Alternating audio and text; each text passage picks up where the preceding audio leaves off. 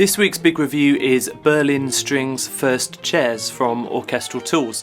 You've got 67 gigabytes of samples here, compressed into 33 gigs on your hard drive. It runs in the full version of Contact, and it's first chair samples from violin, second violin, viola and cello.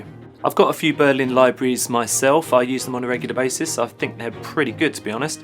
In this particular one, the chairs have been recorded in their first chair seating positions with all panning and everything intact.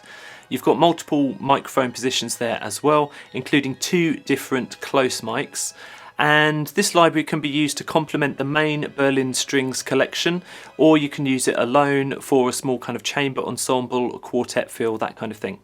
Each instrument is presented as a separate articulation in a separate NKI file, or you've got multis as well using the Orchestral tools capsule system. Now, I don't have time to explain capsule in full detail, but basically it's a way of combining articulations into one multi in many different ways. So you can do that by controller or velocity switching. There's plenty of other options as well. This enables you to create bespoke mappings and MIDI configurations. I'm going to put some demonstrations of Berlin First Chairs on the podcast, but here are my initial thoughts. It really does sound great. There's a nice clear interface, and I love the Sordino and soft low layer functions on there as well. I also really like the easily editable dynamic curves and legato level adjustment. Also, the 2 different close mic positions do sound markedly different. I can see a use for those in different kind of contexts. They're really handy. Sound-wise, I really like the viola and cellos, but the violins are also great. The price as well is a massive plus point. It's €299. There's a discount at the time of recording this, which you might be able to catch if you're quick. I think that's a really reasonable price for the amount of work contained in this library and something of this size. They've obviously done a lot of editing here. So it's a general thumbs up for Berlin First Chair Strings, but I'm going to give you a few things which you might want to think about before you jump into this library. Firstly, there's a shame there's no contrabass. I know it's not really a first chair, but it'd be nice to have it anyway, just to round out the string section. I was a bit surprised that it didn't run in the Contact player, only the full version of Contact. That could put you at a disadvantage if you've only got that.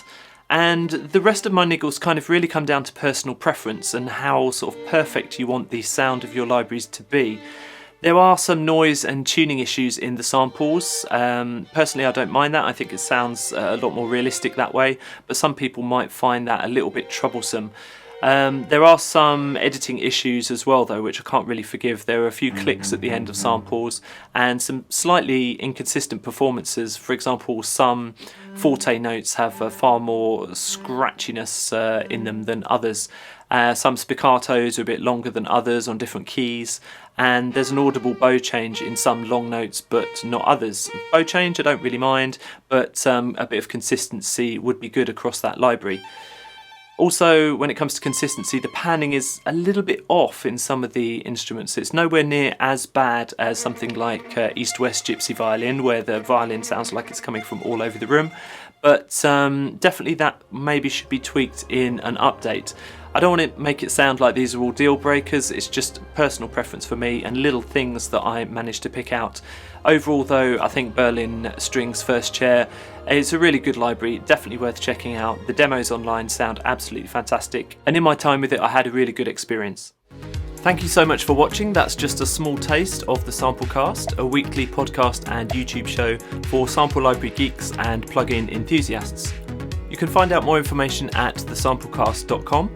Don't forget to subscribe.